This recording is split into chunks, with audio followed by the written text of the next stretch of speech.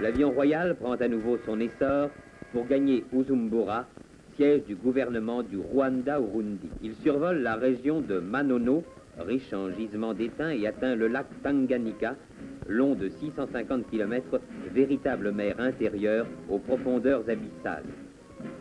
Le gouverneur du Rwanda-Urundi et les Bami du Rwanda et de l'Urundi attendent le Héron qui va bientôt faire un atterrissage impeccable. Jadis, plage isolée du nord-est du lac, Bujumbura est aujourd'hui une coquette cité où vit en parfaite harmonie une population hétérogène d'Européens, d'Asiatiques et d'Africains. Le roi est accueilli par le gouverneur, entouré des fonctionnaires de l'administration.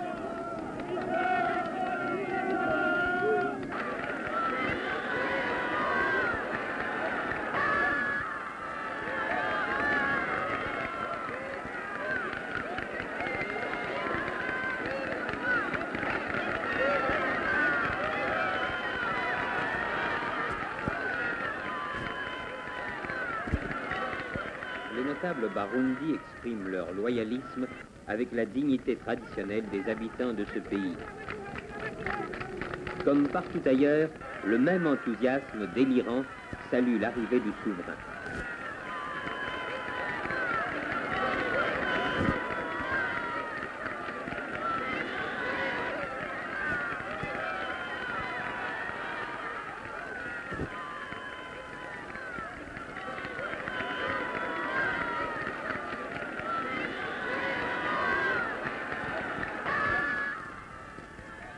Dans le stade, une élégante foule de notables indigènes attend le roi qui va assister à une grande fête folklorique.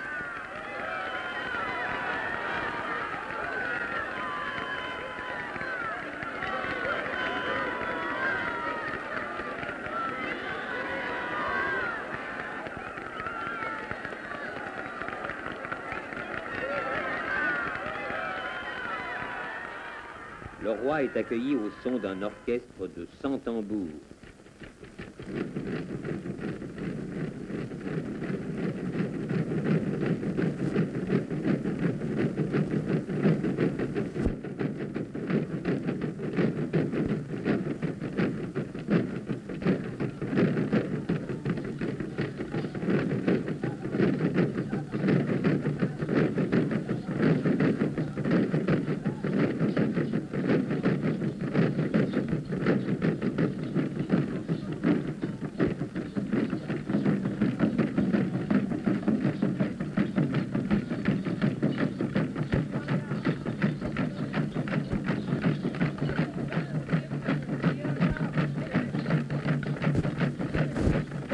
Coiffé d'une couronne en fibres de bananier, paré de peaux de léopard, de baudrier, de perles, le cou orné de coquillages, les guerriers Barundi célèbrent aujourd'hui la venue d'un grand chef.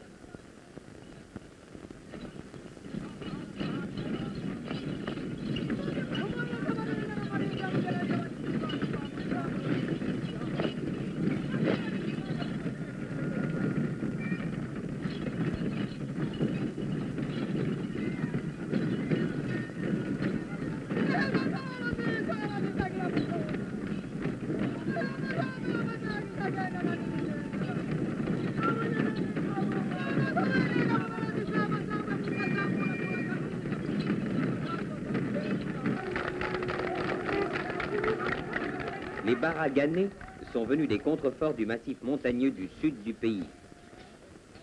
C'est la danse qu'exécutent les jeunes hommes aux environs immédiats de l'habitation de la jeune fille qu'ils désirent épouser.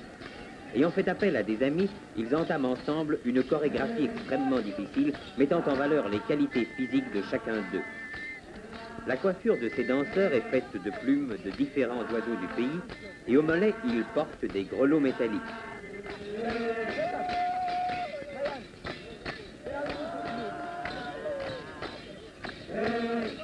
En route vers Murambia, résidence du Mwami de l'Urundi. Tout le long du chemin, de 3 en 3 mètres, les notables sont figés dans l'attente.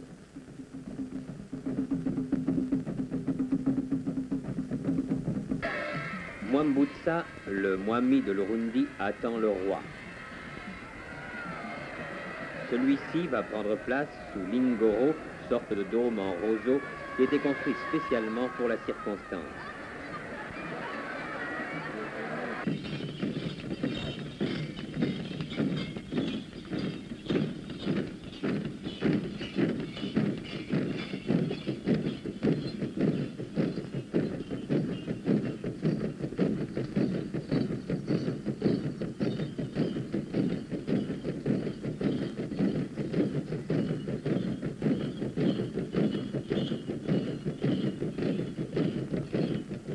Une vache et son jeune taurillon sont offerts au roi. Cérémonie d'hommage sans pareil dans une pure tradition ancestrale et le plus grand honneur que l'on puisse faire à un visiteur de Mars.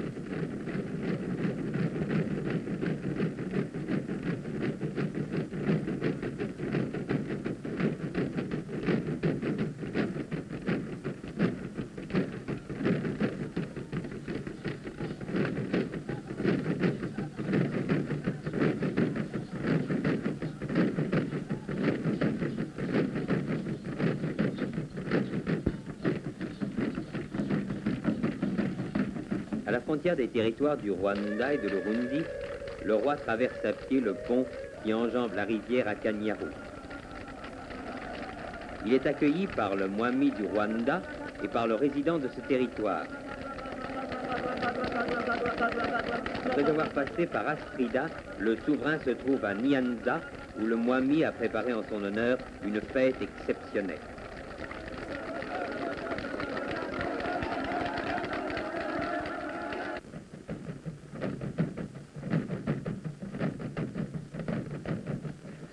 Soyez bienvenus dans Rwanda.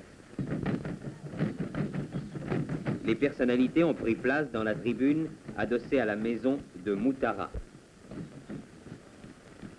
Hommage au grand roi. Signe de soumission et d'allégresse. Puis, les musiciens font leur apparition et enfin les danseurs Intore qui vont exécuter quelques-unes de leurs danses les plus fameuses. Les danseurs forment un carré et exécutent un ensemble de figures dont la diversité et la richesse se résument dans quelques-uns des motifs proposés aux spectateurs. La foudroyante, l'invincible, la bénie, l'aérienne et la prestigieuse. Par le truchement du ralenti, la beauté des gestes et la grâce des mouvements s'affirment davantage encore.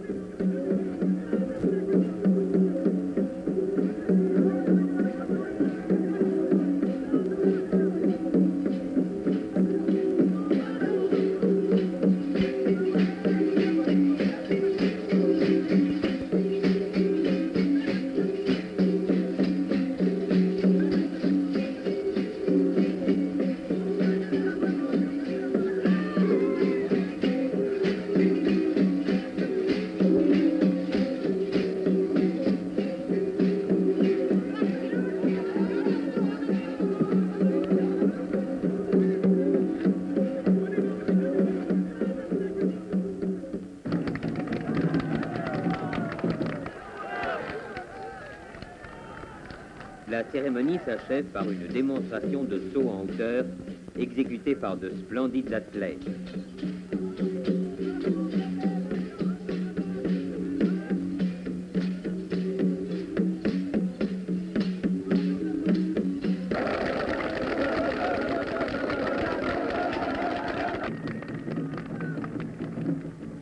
Adieu au Rwanda que le roi va bientôt quitter pour se rendre à Bukavu, capitale de la riante province du Kivu. Bukavu, une jeune cité déjà importante, une longue agglomération bâtie en bordure du lac avec ses magasins, ses hôtels, ses banques, son athénée, son collège. Et sa cathédrale qui domine un paysage de rêve au climat méditerranéen. Cette région est un perpétuel jardin fleuri. Au long de la route, bordée d'eucalyptus, de cyprès et de chênes argentés, les seigneurs du pays sont échelonnés de 3 en 3 mètres, formant une garde d'honneur tout au long du parcours de la voiture royale.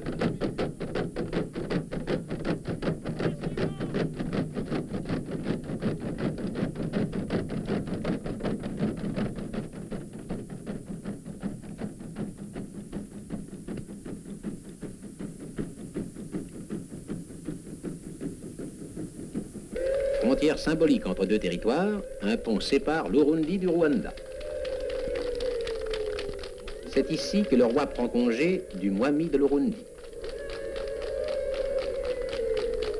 Au-delà du pont, le Mwami du Rwanda attend le souverain. Accompagné du gouverneur général du Congo et du gouverneur du Rwanda-Urundi, le roi passe d'un royaume à l'autre. Si, soyez bienvenus dans Rwanda. Sur un bout de route, au fond d'une vallée, le cérémonial de la bienvenue se déroule avec une grande simplicité, toute empreinte de noblesse.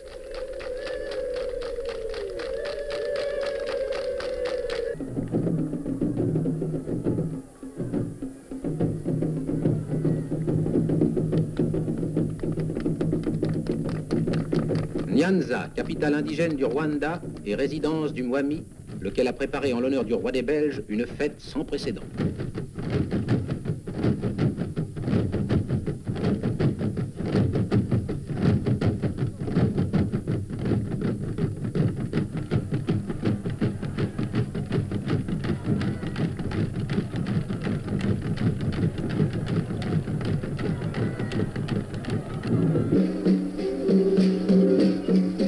Dans un florilège qui évoquera toute la culture aristocratique du pays, les danseurs, accompagnés des tambours et des olifants, vont exécuter individuellement ou en groupe des danses que l'on appelle l'invincible, la victorieuse, la bénie, la provocatrice, l'aérienne, la prestigieuse, la chatoyante, l'incomparable, la foudroyante.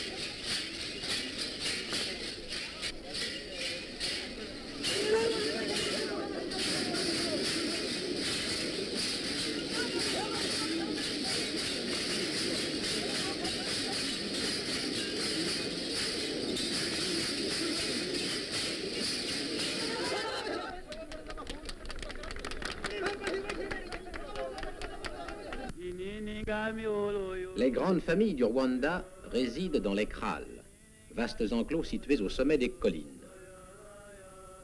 C'est là que vivent, autour du chef et sa famille, un aïeul, les fils mariés et parfois une veuve revenue auprès des siens. Dans ces territoires, les vaches, propriété personnelle du Mwami, représentent aux yeux des populations la richesse suprême. L'admiration et le respect entourent ces ruminants, dont la possession est à la fois signe d'opulence et marque de distinction.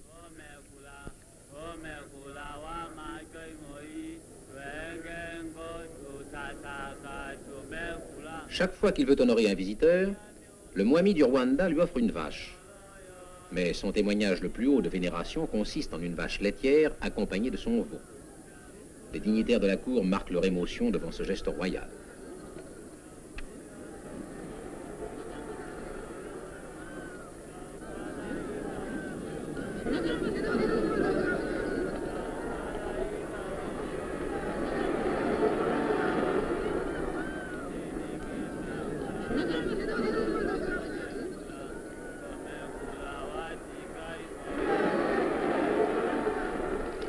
Tout le peuple veut être témoin de cette scène inoubliable.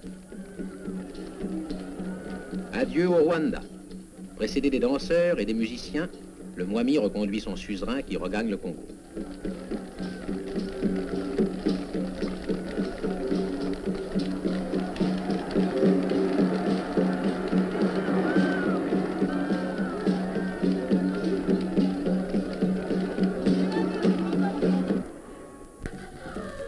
La forêt équatoriale doit sa luxuriance à l'eau.